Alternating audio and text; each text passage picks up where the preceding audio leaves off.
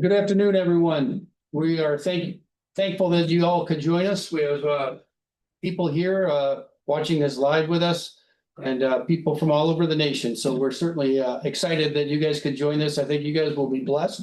We're excited to have Robin John here to share his testimony and his new book. And just before we get started, I just wanted to give you a quick history of the Cornerstone Financial Group. Uh, I got started in the financial planning industry in the '80s under with Ameriprise, but in 1994 I decided to go independent, and I started a business with my father. He was a retired executive, and he only wanted to work for 5 years, and 20 years later he retired. So it was really beautiful. And my one of my sons, Ian, joined us in 2020. And then Caleb, who's sitting here with me, started in 2023. Ian would have loved to have been here, but he actually had his third child in the middle of the night last night. Pretty excited. And then Sue joined our team in 2017. She is really our client relation manager. And if you really want anything done at our office, you make sure you talk to Sue. So really, we started our business is really wanting to help families build strong foundations and legacies, not just financial legacies, but what are you passing down to your children and grandchildren? And so, we offer a value-based approach to wealth management. We really want to align your values with your investments and what you're trying to accomplish. Most of our clients have amassed their money and they want to make sure that they're being good stewards with it and also passing it down to the next generation or philanthropic, that they're seeing the fruit of their labors benefiting businesses and other individuals while they're still on this side of eternity. And so that's just a brief overview of what we do. And we've been doing it for 30 some years now. And really the average client has been with us, we didn't look it up, but easily 10 years or longer. And so we really are looking at a long-term relationship with people. And so we're certainly glad everyone is here on this call. I'll stop there and turn it over to Caleb. Very good. Recently, I love being part of Cornerstone, all the work that Mark's done. It's a 3-generation business. It's a beautiful testimony.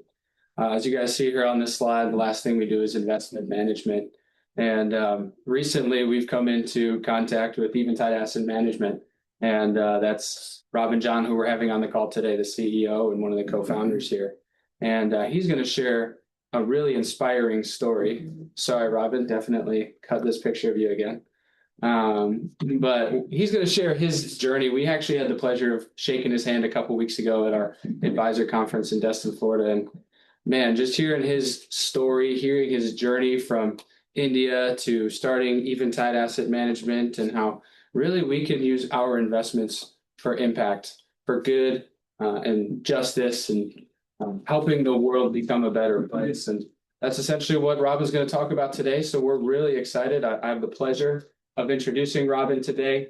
And I'm really excited to hear. I hope you guys really enjoy his presentation and how the Lord really has used his life to bring him to where he's at here today. So without further ado, Robin, I will turn the presentation over to you. Thank you so much, Mark and Caleb. Let me share my screen. I'm going to send you a request to share. Okay, perfect.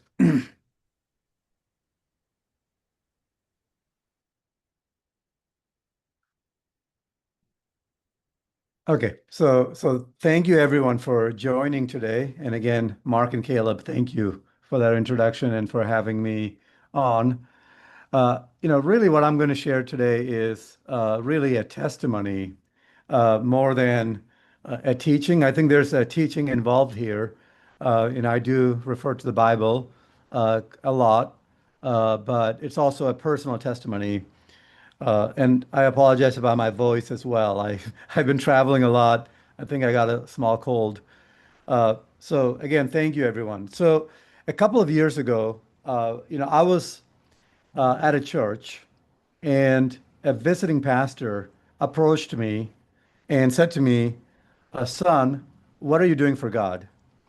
I think many of us, uh, have a sacred secular mindset. And when we are faced with such a question, we may say something like, "Hey, I teach Sunday school. I give money to the church." I had been praying through all of this for many years.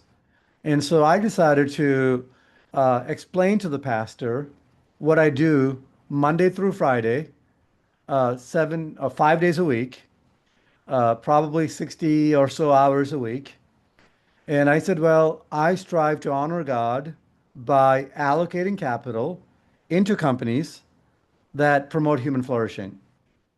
And the pastor said to me, no, I said, what are you doing for God? I think all of us have this kind of moment in our lives where we want to know that we are doing something for God. If I had mentioned to this pastor, hey, I teach Sunday school in this church, and which I did, he probably would have patted me on the back. If I had said, I have just come from a mission trip in Tanzania, I have a first cousin who's a full-time missionary there, he would have patted me on the back and said, good job. If I had said to him something like, hey, I'm the co-founder in a company, and from the very beginning, we decided to give two-thirds of our profits to charity, he probably would have said, that's great, well done. But the the the act of investing, what I do Monday through Friday, the allocation of capital into companies was something that he didn't really understand and he didn't think could be God honoring. I think for most Christians, our everyday work, whether it's the work of the investor, the financial planner, might just seem like something we have to do in order to make money. But I want to encourage all of you. There may be doctors, there may be nurses, there may be engineers on the call, uh, civil servants. Whatever you do, I believe that you are honoring God and you are pleasing God if you are truly loving your neighbor through your work. So today I want to explain to you kind of really my discovery of my calling and the journey that I went through in order to discover that calling. So I was born in India. I was 8 years old when I moved to the U.S. And when I was, uh, a little kid, my grandfather was a pastor, a church planter, and my grandmother was a very prayerful woman. And every day we had family prayer. We had family prayer. We had Bible study. Uh, and late nights, the electricity would go out. This is I'm sorry, southern India by the equator.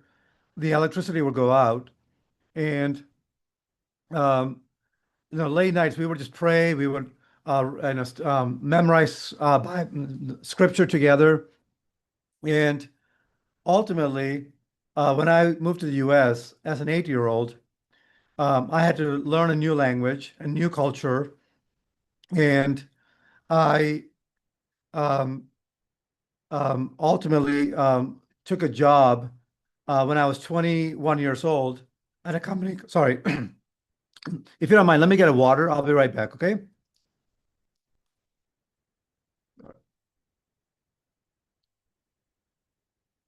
I'm just going to chat one of my colleagues here to grab me a water. I'm sorry.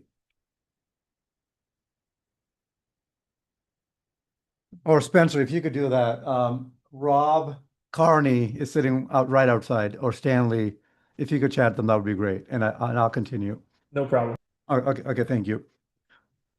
So ultimately, I am now, I go through life in America, and I did a degree in economics from Tufts University, and I took the first job that I could get at a company called Bank of New York, Mellon Bank, and after about 2 years of working at the bank, they asked me whether I would help with outsourcing to India.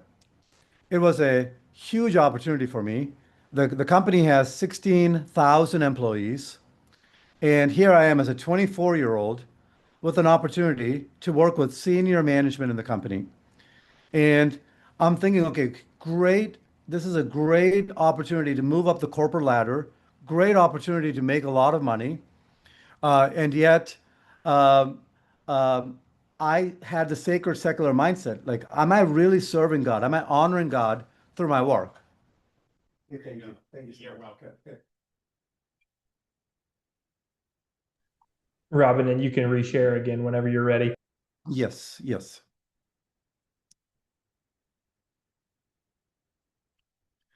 So I started struggling with this. Am I really honoring God through this work, or am I just trying to make money for myself? And when I got to India, I'm staying at the at nice hotels. They had me stay at the, travel business class. And at the guest house, they had me stay, in a place called Pune at the guest house. And there was a cook and a housekeeper. Their names rhymed. It was Amal and Kamal. Every day, it's like, sir, sir, sir, what can I get for you? What can I make for breakfast? What can I make for dinner? Let me iron your clothes for you. Let me wash your clothes for you. These guys took care of me. One day, I was in the kitchen talking to them, to Amal and Kamal, and I saw behind the kitchen what looked like a pantry and what looked like a prayer mat inside the pantry. And I said to them, "Do you guys sleep back there?" They said, "Yes, sir, we sleep there." I said, "You're sleeping on the floor." And this guest house has lots of like empty bedrooms and beds. And this right here isn't the actual picture, but it looked like this. I had a brand new bed. I had like a Mitsubishi air conditioner right on top of my bed. So that night, I'm lying in my bed and I'm thinking about these two guys who are lying on the floor behind the kitchen with no pillow, no blanket, and I couldn't fall asleep. And I emailed management in America and I said, please give Amal and Kamal a bed. And they said, no, we're not responsible for Amal and Kamal. I said, why not? And they said, because we are outsourcing the guest house to a local guest house vendor. So we're not responsible for how they treat their people. I said, well, a local guest house vendor will do anything to keep the business of an American company. So please just ask. And they decided that it was not their place. And so, I was really bothered by that. I'm thinking, here I am trying to make myself rich, and here I am trying to make myself successful.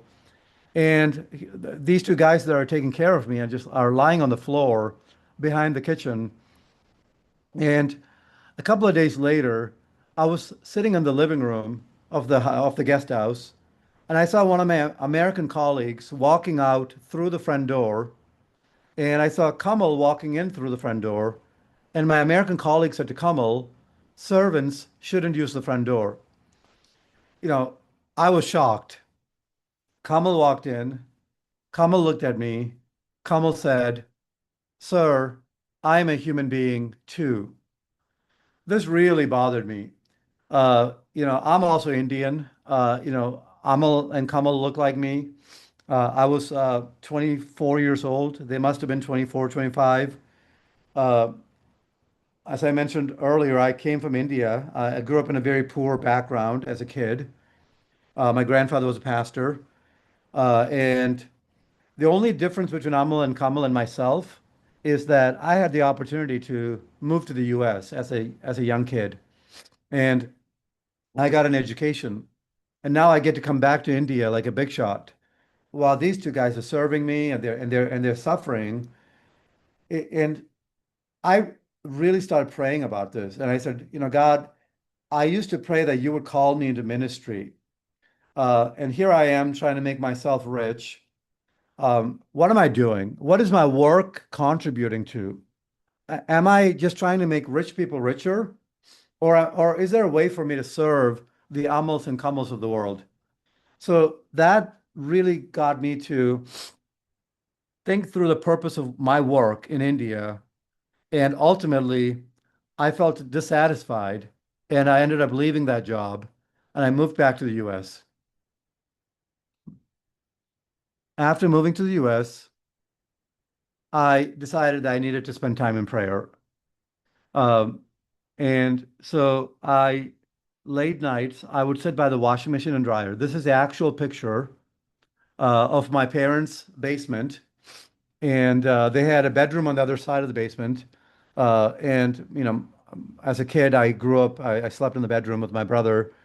And now, when I'm older, I had a first cousin sleeping in that bedroom, and so I started kneeling by the washing machine and dryer where nobody would see me. And late nights, I would just pray, God, please show me what you want me to do with my life. You want to call me into ministry? You want to call me back to India, to Africa, South America? Just call me into ministry. But I need to know that you're calling me, that I'm not just kind of following my own wishes. I want to know that I'm following your will in my life. So that became my prayer. And I asked my friend Finney to pray with me once a week. Finney and I became the co-founders in Eventide, the company we manage now. Spencer is part of our team. And but Eventide started with prayer. We started praying together. Initially, the prayer was, what should Robin do with his life? As we started praying, Finney said, Robin, I will pray and fast with you once a week. So we started praying and fasting together once a week. And um, and ultimately, we decided that we would start Eventide. And the way that the whole Eventide conversation started is that we saw a problem in the marketplace. Um, Finney was already investing his money in a way that aligned with his values. As a Christian, Finney looked at the biggest mutual funds in America and said, these mutual funds have tobacco in it, alcohol, uh, abortion, and all sorts of problems that as a Christian, he didn't want to profit from. And I want to show you and talk to you about an example that was a real problem in 2008 when we were starting, and it's still a problem. Uh, the problem of tobacco. Yeah, I'm just highlighting one problem. There are many problems now, obviously. In the last 100 years, 100 million people have died from tobacco use. In the next 100 years, 1 billion people are expected to die from tobacco use. It's a major problem in the stock market. Uh, you know, Many of us are investing in this and profiting from it. And, sometimes when I talk about tobacco, people will come to me and say, Robin, that just seems like a problem for the, um, you know, it just seems like a problem with an older man. If an older man wants to smoke, as an investor, that's not my responsibility. I'm not forcing anybody to smoke. My response to that would be, well, when we are investing in a company, we are still benefiting from that. And when someone is smoking, if they want to stop, I don't know that they're just choosing to smoke. But beyond that, what about the children in places like Papua New Guinea or Indonesia, where in Indonesia, about 40% of boys ages 13 to 15 and about 25% of girls are addicted to cigarettes. The average age that children in these countries start smoking is the age of 9. It's a major problem, and yet we are profiting from it. So Finney and I decided, okay, let's try to come up with an investment framework that's kind of similar to what Finney was already doing, avoiding ill-gotten gain, avoiding problem areas, and invite other Christians to invest together with us. I had a background in operations. I told Finney, if you could build out the investment framework, I will manage the operations of this company. So we started praying about this. And as we started praying, I really believe that God started answering our prayers and bringing people alongside us. So one of the people that God brought to us is a person named Tim Weinhold. But before I get to Tim's story, let me just go through a Bible verse with you. Most of you, might have read Proverbs before. This is from the first chapter in Proverbs, Proverbs chapter 1, verses 10 to 19. It says, my son, if sinful men entice you, if they say, come along with us, let us lie in wait for innocent blood. Uh, we will get all sorts of valuable things. Imagine reading this from the perspective of an investor. We will get all sorts of capital gains. We will get all sorts of um, dividends. Fill your house and fill our houses with plunder, and fill our bank accounts, fill our IRAs, fill our 401k plans with plunder. Cast lots with us, invest with us. We will share the purse. A mutual fund, an ETF, a private fund are purses. Many people are investing in the purse together and sharing in the profits together. It says, my son, do not go along with such people. And ultimately, it takes away the life of those who get it. Proverbs chapter 1, verses 10 to 19. People have come to me and said, Robin, uh, what if I'm just giving money to charity? Yes, maybe there's tobacco, maybe there's abortion, maybe there's pornography in my portfolio, but what if I'm just giving giving that money away to charity? Well, the Bible has a lot to say about it. I want to highlight a few verses. Deuteronomy 23:18 says not to bring the earnings of a male or female prostitute into the temple to pay any vow, for it's an abomination to the Lord our God. Deuteronomy 23:18. The Bible says in Proverbs 16:8, better is a little bit with righteousness than great revenues with injustice. So the Bible has so much to say about this. Uh, you may recognize this picture. It's a picture of Judas in the New Testament bringing the money that he received for betraying Jesus into the temple. And the high priest don't take the money. The high priest says, it is unlawful for us to receive this money. It is blood money. Can we not say that money made from abortion, for example, is blood money? So should we be tithing and offering that into the church? John Wesley preached, make all you can to give all you can. And John Wesley is the founder of the Methodist Church. Make all you can to give all you can, but make all you can without hurting yourself or your neighbor in body or in soul. So these are all, biblical principles. Our church fathers understood it and they applied it. People like Charles Finney understood it and applied it in how he approached slave trade and slavery. Back in 2008, as Finney and I were praying through this and praying through like Eventide and our investment framework, we decided that we're going to avoid investing in problem areas. And this was the list that we made back in 2008. Abortion, pornography, corporate discrimination. That's companies that are being unfair to faith, alcohol, tobacco, gambling, weaponry, predatory lending. And so we want to invest in companies that are doing good in the world. But how did we get there? God brought a person named Tim Weinhold into our lives. So we were praying once a week. We would pray together and fast a whole day and pray together. And during that time, I saw God opening doors for us in different ways. And one of the answers to prayer is God bringing this person named Tim into our lives. Tim passed away from cancer last year, uh, but I didn't mention this yet, but we were running a house church. So Finney and I had started a house church in Cambridge, and Finney is one of the smartest people I know. He has an MD from Harvard, PhD in chemistry from Harvard, undergrad degrees from Caltech, master's in computer science and electrical engineering from MIT. He was doing the MIT and the Harvard degrees at the same time, teaches biblical Greek and Hebrew.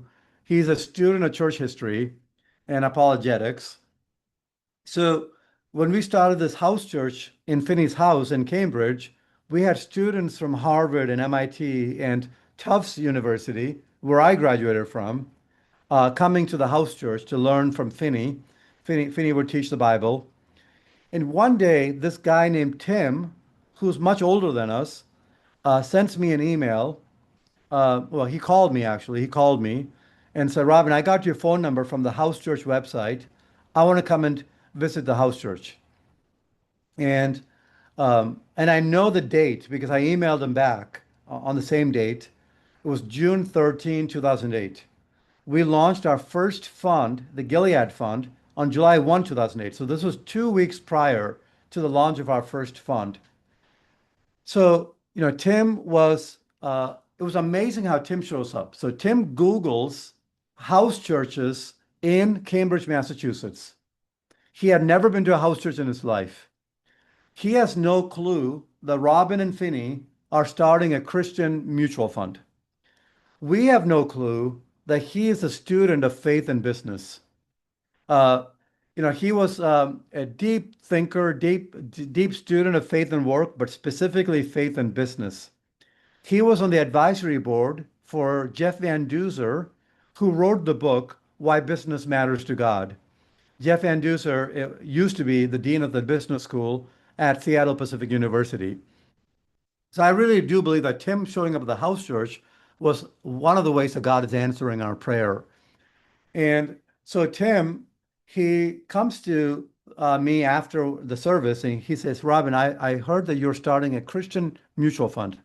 I know what it means to be a Christian. I know what a mutual fund is. Put that together for me. And I told Tim, we're going to avoid ill-gotten gain. I went through the Proverbs 1 passage with him. And Tim said, Robin, that's great. You should avoid ill-gotten gain. But why are you only asking the question about what you're avoiding investing in? Why are you not asking the question of where you should invest? If investing is the allocation of capital, why are you only asking the question about where you're not investing, where you're not allocating capital?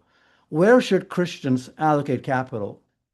Robin, if God were an investor and God were investing, where would God invest? I think that's the most important question asked in the history of Eventide. So we started praying together. Tim became a mentor for Finney and me. We started studying scripture together, and we started in Genesis 1. So what we see in Genesis 1 is that God is a good God, and he calls good all of his work. After every day of creation, God looks at his creation, he says good. On the sixth day, when he creates humanity, he says very good. God's work is good because it brings light and dispels darkness. It brings order to chaos and cultivates beauty. Someone said to me recently, Robin, the name of your book is The Good Investor. I think some of you might have received the book, but the name of the book is The Good Investor. And they said, why good, Robin? Good sounds like it's less than excellent. Why not great investing or something like that? I said, well, God's work is good and God calls it good. And I'm not trying to compare good versus great or good versus excellence. I'm comparing good against evil. So, I want my work, I want my investing to be good as God's work was good. Genesis 1, verse 26 says, Then God said, Let us make mankind in our image, in our likeness, so that they may rule over the fish of the sea and the birds in the air. I'm sorry, the birds in the sky, and over the livestock and all the wild animals and all the creatures that move along the ground. So God created mankind in his own image. In the image of God, he created them, male and female, he created them. And then God said to them, Be fruitful and increase, multiply, fill the earth, subdue it, rule over the fish in the sea and the birds in the sky, and over every living creature that moves on the ground. We often talk about being created in God's image, being made in God's image. We often talk about being image bearers of God, but we don't understand why. Why did God make us in his image? The Bible says in verse 26, God made us in his image, in his likeness, so that we may rule over the fish and the birds and the livestock and the wild animals. so that we could continue the work that God started, and so that we could be fruitful and increase and fill the earth and subdue it and rule over the fish and the birds and every living creature that moves on the ground. God made us in his image so that we could do the work that he calls us to do. His work is good work. So we should do work that God would call good. You know, my daughter, uh, Olivia, she's 14 years old. When she was much smaller, she used to call me daddy boy or dad boy. She doesn't call me daddy boy anymore, but she used to do that. And I have a niece named Abigail. She thought her name was Abby Girl, and I was Daddy Boy. And so one day Olivia comes to me and says, Dad Boy. I said, Yes, Olivia. She said, You are a good man. Uh, Someday when I'm lying in my casket, I hope my kids, I have 4 kids, Olivia's my oldest. I hope that they would look at my body and say, Daddy was a good man. Um, I hope that's true for all of you. Someday, when I stand before God, I hope God would look at me and say, Well done, good and faithful servant. I hope that's true for all of you. I don't care for my kids to say, Robin, our daddy was great. Our daddy was accomplished. Our daddy built this company. I want them to say, Our daddy was good. I want God to say, You are good and you are faithful to me. I hope that is true for all of you. Many years ago, I went to Florence, Italy with my family, with my kids and my wife, and I was looking at the statue of David. I purposely didn't include the whole statue, the whole picture here. It's a beautiful statue, beautiful sculpture. Um, I don't know if David looked like this or not, but obviously very handsome. And I remember thinking to myself, imagine if Michelangelo came to me and said, Robin, I'm almost done with the sculpture. I want you to now finish it. I want you to complete the statue. What would the statue look like? I don't think it will look like this. Some of you might have seen my handwriting. It's terrible. Okay, you don't want me touching the statue of David. If I touched even a lock of his hair, the statue would no longer sit inside of a museum. If I cannot be trusted to have, so by the way, before I say that, Psalm 8, King David writes that we have been given dominion over the work of God's hands. We have been made rulers over the work of God's hands. King David is looking back to Genesis 1 when he makes that statement. Where else would he get that revelation? Paul in Ephesians chapter 2, verse 10, Paul says, We are God's handiwork, created in Christ Jesus to do good works.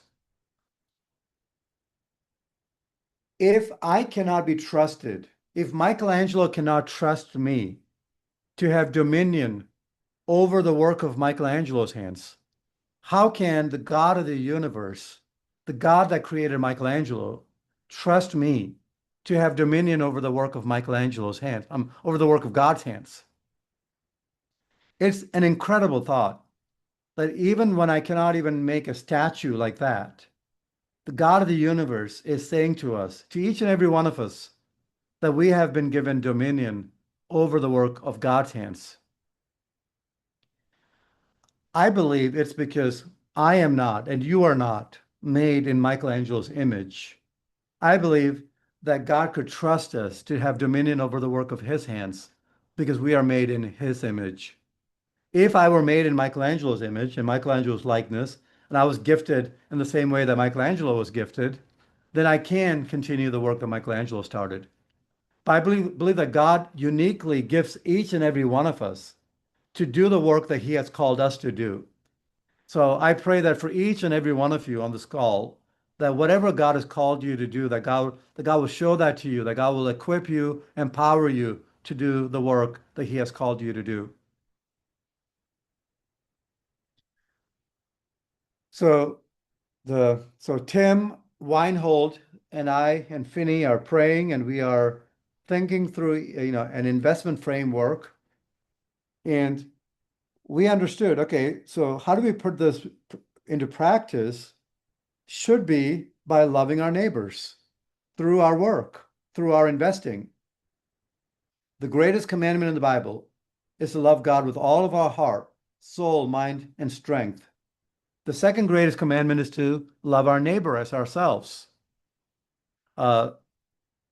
Galatians, in Galatians, Paul writes that all the commandments are summed up in that one commandment to love your neighbor as yourself. The Bible says later in the New Testament that it is the royal law of Scripture to love your neighbor as yourself. So the Bible has so much to say about loving neighbor. And I went and looked to see, okay, where does this commandment to love your neighbor as yourself first show up in the Bible? Maybe some of you know that. If you don't, and if you Google it, you'll see that the first time that the love your neighbor principle shows up in the Bible is in Leviticus chapter 19, and it's speaking to business people. It's speaking to farmers. It's speaking to vineyard owners. And it tells them how to treat their hired servants, their employees, how to treat the poor in their community. And it goes on to say, love your neighbor as yourself. So at Eventide, Finney and myself and Tim, and I think by this time our third founding member, Jason, had joined us. We asked ourselves, who are all the neighbors that we should be assessing as we think about a business? And we said, okay, there are the customers, there are the employees, the supply chain, host communities, environment, and society. So basically 6 stakeholders, CES, customers, employees, supply chains, host communities, environment, society. So we want to be investing in companies. We want to be allocating capital into companies that are serving these stakeholders in order to make a profit. We want to stay away from investing in companies that are exploiting any of these neighbors in order to make a profit. We want to love our neighbor. We want to serve our neighbor as we are profiting. And what we primarily look for at Eventide is products and practices. So we want to invest in companies whose products are good for stakeholders, for these neighbors, and we want to invest in companies whose practices are good for these stakeholders. And we want to avoid investing in companies whose products and practices are hurting any of these stakeholders.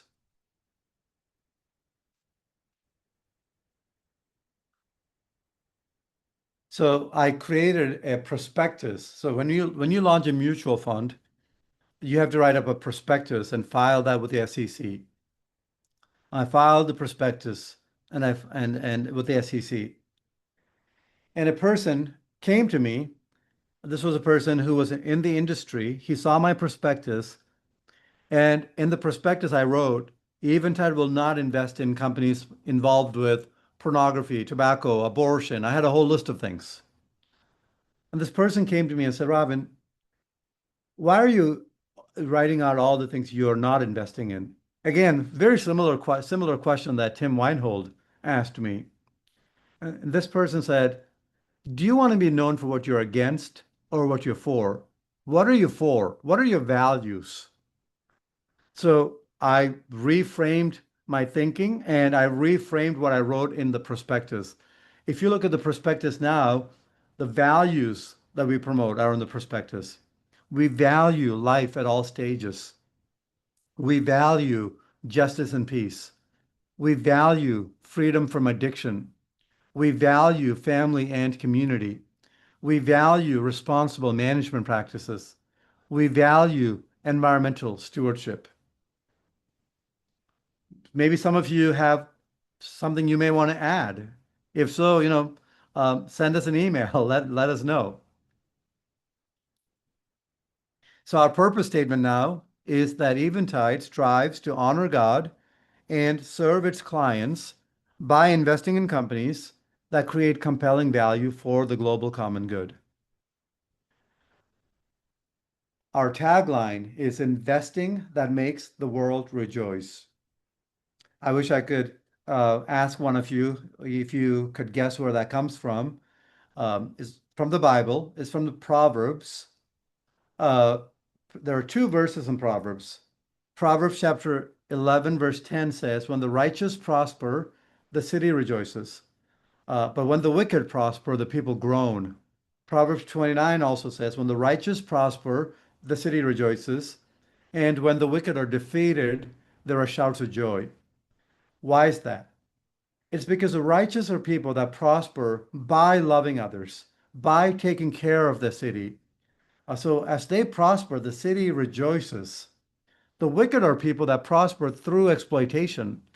So as the wicked are prospering, the people groan under the weight of that suffering.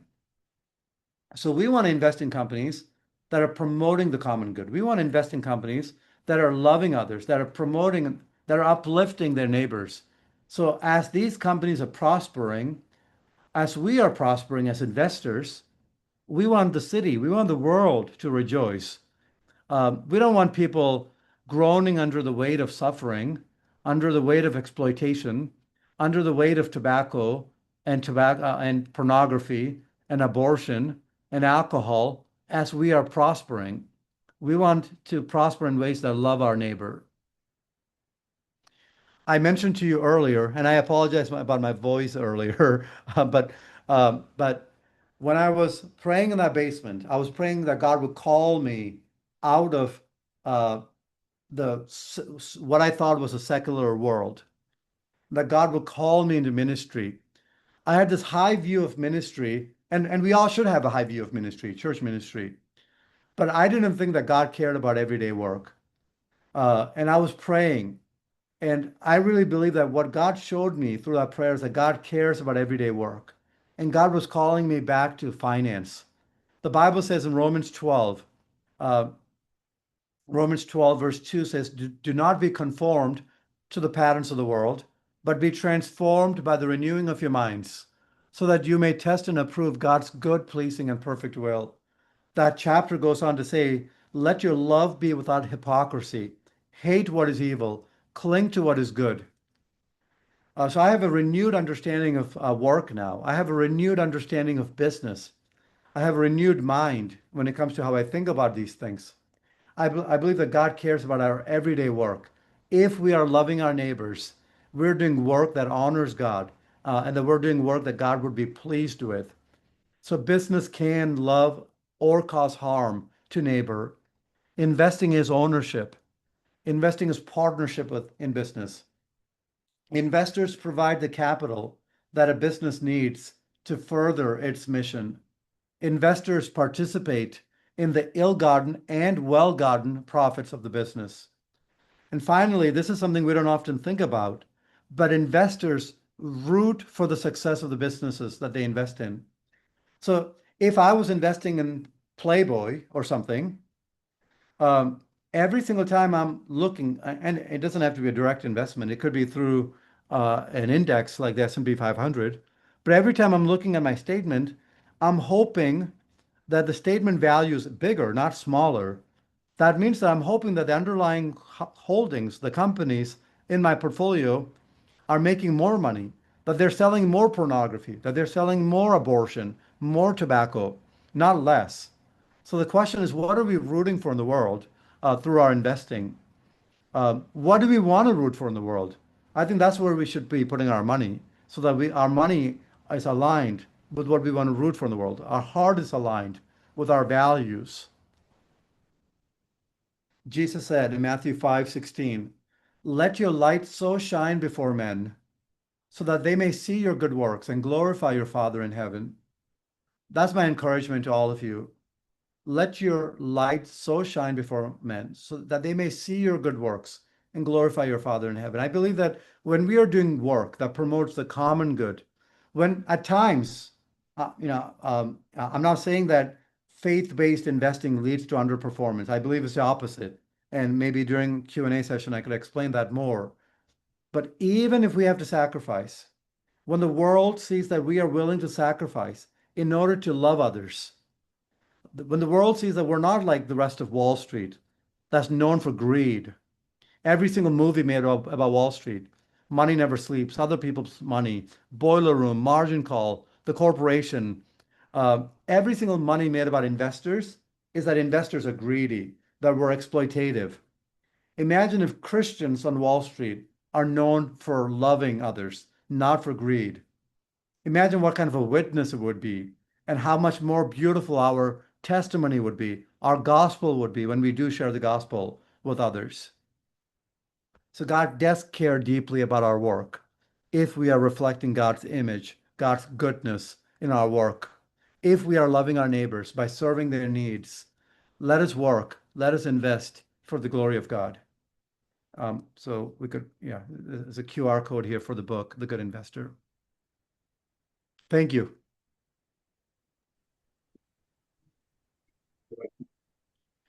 Yeah, what we had said is anyone who has joined the webinar here, we will send a free copy of Robin's book to you. But now we do have a few minutes here. We can actually do some questions and answers. Anything you have, you can send it to us, and we will ask Robin. I think one of the things I think of pointing that you had alluded to is when we invest into a company, you are actually part owner of that company. You want to expand on that a little bit? Yes, investing is ownership. It doesn't feel like it because the public markets make it so opaque. We feel so distant and separated from investing. But just as like if there's a convenience store in your neighborhood, so and a person, let's say Spencer, started the convenience store. Yes, his money goes into the store. That's true. When I buy the store from him, if myself and Caleb decides to partner together to buy the store from Spencer, our money goes to Spencer. It doesn't go to the convenience store. But from that point on, all profits of the store comes to us. And we are now responsible for the activities of that store as owners. In the same way, in the public markets, people will say, "Oh, Robin, it's not real ownership. My money doesn't go to the company." But it doesn't matter. At the end of the day, you're buying shares from the previous owner, and now you're sharing in the profits. Even if it's a small amount of the company, you're sharing in the profits, and you're influencing decisions. You could vote for management, you could vote proxies, you could show up at shareholder meetings, and ultimately the management, the CEOs, report to you, the owner, the shareholder. No, that's really good. And I think you mentioned it towards the end of your conversation here too, just in regards to performance, because historically, or maybe there's a negative connotation towards the performance side of mutual fund or an ETF that's maybe skewed towards biblically responsible or values based. Could you touch on some of the performance, or maybe just give a quick run over of your funds you have? Yes. So I think there's a misunderstanding that faith-based investing leads to underperformance or that values-based investing leads to underperformance. I think that people make an assumption that if you're screening something out, that means you're screening out your best performers. That can be true at times, but it's not always true, right? So there are two different studies that were done. One was by a Christian group called Biblically Responsible Investing Institute. The other was by a much bigger institutional group named Morningstar, non-Christian group. And BRI Institute basically took Christian values like abortion, pornography, and things like that, took it out of the S&P 500, and showed that over a 19-year period, from 2000 to 2019, over a 19-year period, there were years where that portfolio, the screened portfolio, and by the way, they were not trying to actively invest in and trying to outperform. They just removed problem areas. And there were years where their portfolio was down by 0.5% relative to the index, years where it was up a 0.5% or so. But over the 19-year period, it was the exact same performance as the index. Morningstar showed the same thing where they did it from an ESG, kind of more of a liberal, non-Christian version of this. They did the same study, and they showed the same thing that over long periods of time, negative screening, exclusionary screening, neither adds nor detracts from performance.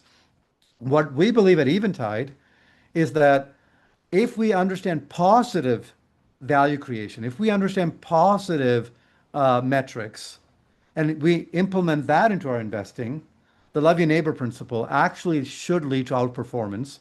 So, for example, most asset managers, most investors are looking at the same data. They're dicing and slicing the same data. PE ratio, price to earnings, PEG ratio, price to earnings over growth, book to sales. It's the same metrics that they're looking at. Every single asset manager. And what these metrics show is backward looking. What has the company done up to this point? It doesn't tell you how the company is positioned for the future. Imagine if you can understand the culture inside of a company. Imagine if you could understand employee happiness. Imagine if you could understand customer satisfaction, net promoter scores. Imagine if you're looking at employee turnover rates compared to the peer groups. Uh, these are the types of things I think are leading indicators that tell you how the company is positioned for future growth. And there's empirical data. There's a book called The Ultimate Question that talk about the value of understanding the net promoter score to a company's future growth. There's a book called Good Jobs Strategy that talk about the employee value creation metrics. And so when you start understanding the love your neighbor principle across the stakeholder spectrum, and you bring that into the investment philosophy and framework, I think that actually helps performance. In terms of Eventide, please, just go look at our fact sheets. We have 8 different fundamental strategies, and we have now 4 systematic strategies. These are more quantitative, systematic type strategies where we try to match the risk return profiles of the broader indices without being invested in the whole indices, right? So we're actively managing with a smaller universe, but trying to match the risk return profiles of the larger indices.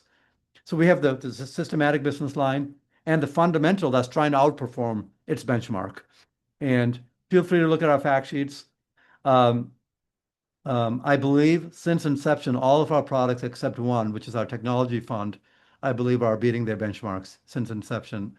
But please look at our fact sheets, and Spencer could speak more to that too. Absolutely. Thank you, Robin. It's definitely taking, looking at investing in maybe less of a traditional way and looking at forwards growth. And so I'll open it up. I don't have any questions in the comments. Is there anybody in person that has any questions, wants to ask Robin something? One of the things that I get excited about this, and I love how unashamed you are of your relationship with Christ, and that's great. But we're finding in our practices, even if you're not a professing believer, everyone has values. And when you say, is there something you don't care how much money you would make in this, you don't want to profit off of that? Whether you're pro-life, pro-choice.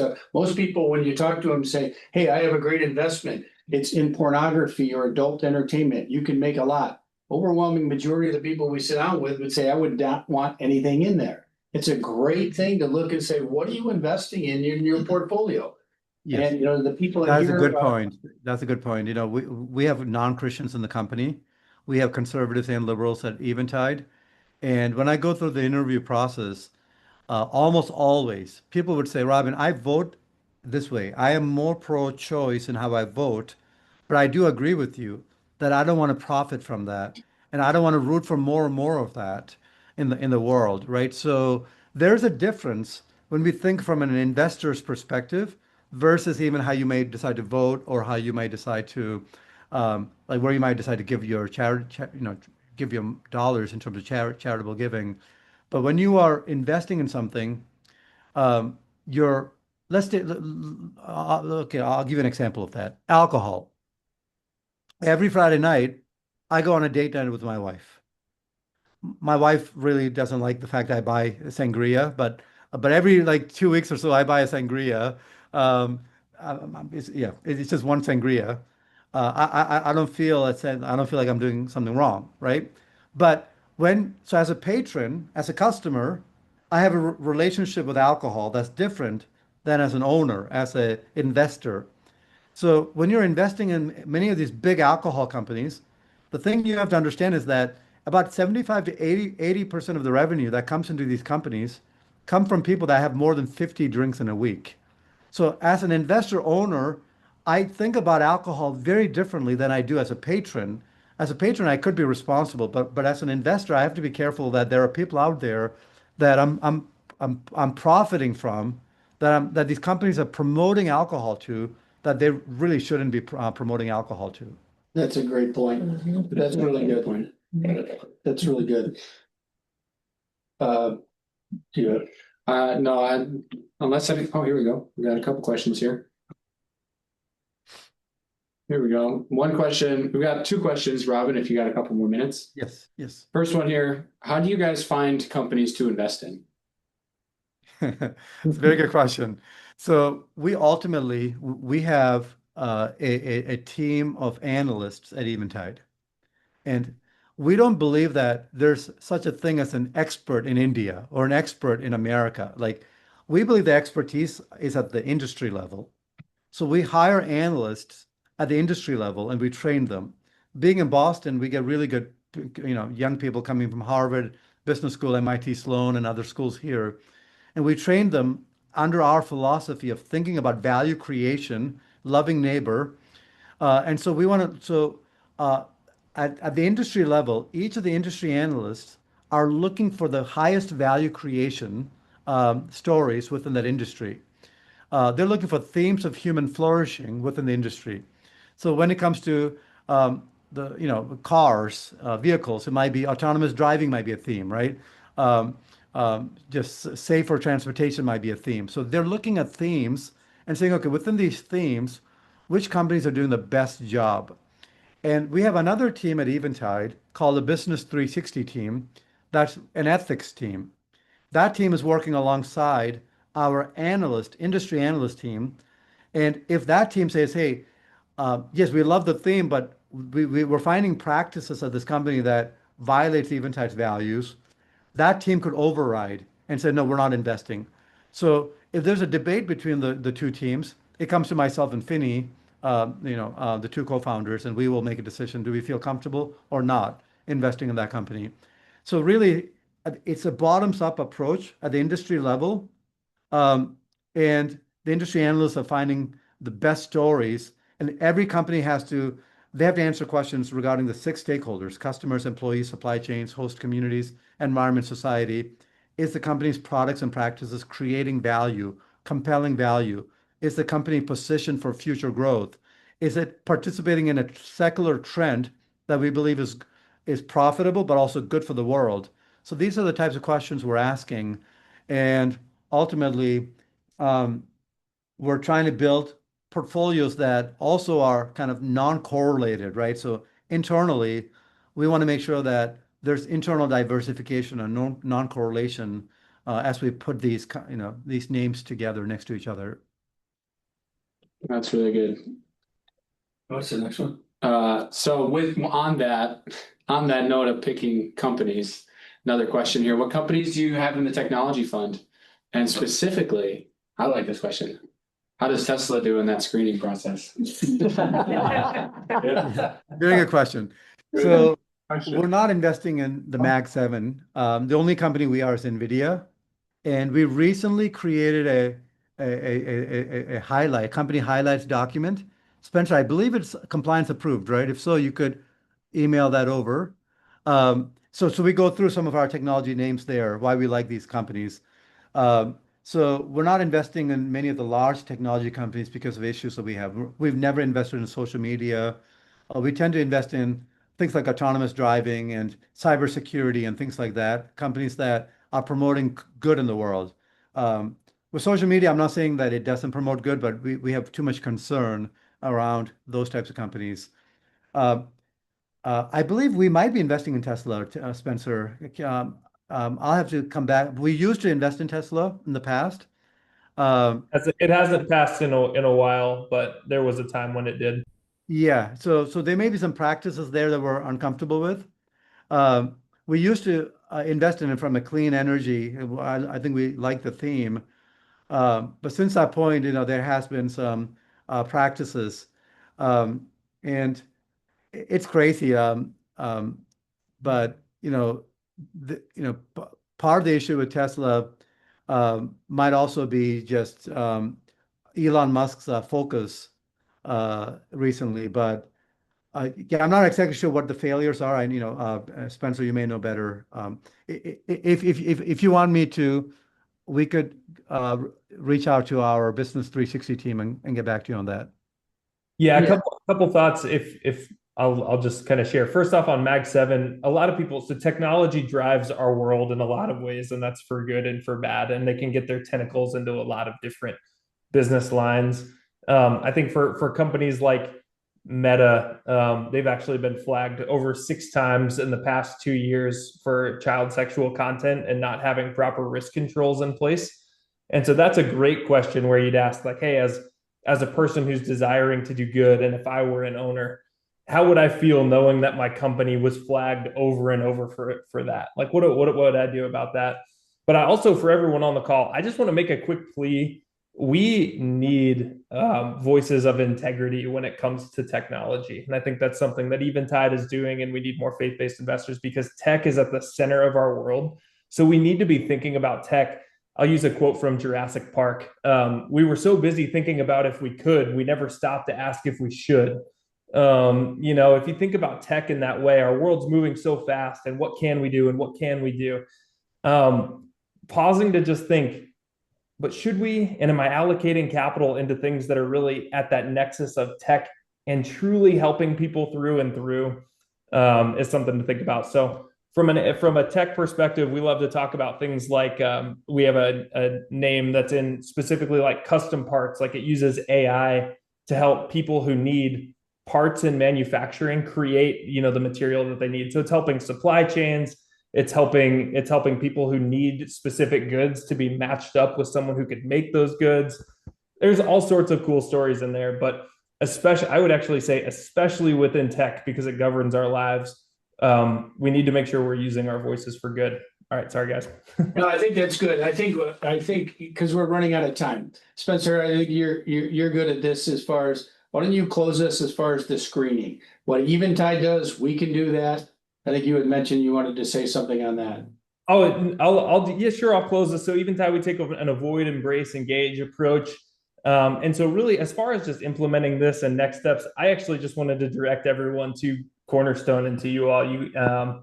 Cornerstone has just been training and learning about this and have really a great pulse on this understanding of not just are we in the red or the black from a financial perspective, but also are we in the red or the black on how we're treating people and how our investments are doing in the world. They're thoroughly trained. And so I just really want to encourage people, especially as they continue to look into this concept, continue to ask this team how you can put this into practice, and you'll have great financial outcomes.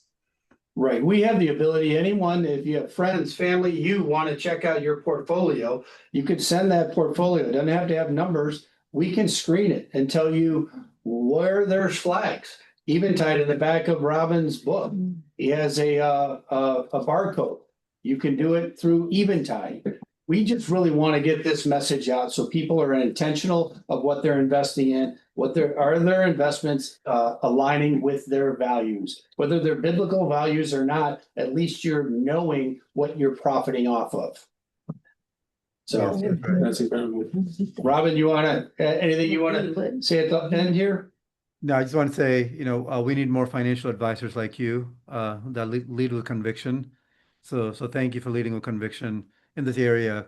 Yeah, like I said, we have a huge opportunity with the allocation of capital to do well for our clients, but also do well for the world and to love others. Incredible. Well, yeah, thank you all for joining both in person and virtually. Robin, thank you so much for your time and the story. Again, it's inspiring. Hopefully it's inspiring a lot of thought-provoking conversations coming up. Spencer, thank you for initiating this for us and all your help along the way. So we appreciate all your time, and we hope you guys have a great rest of your evening. Take care. Thanks, everyone.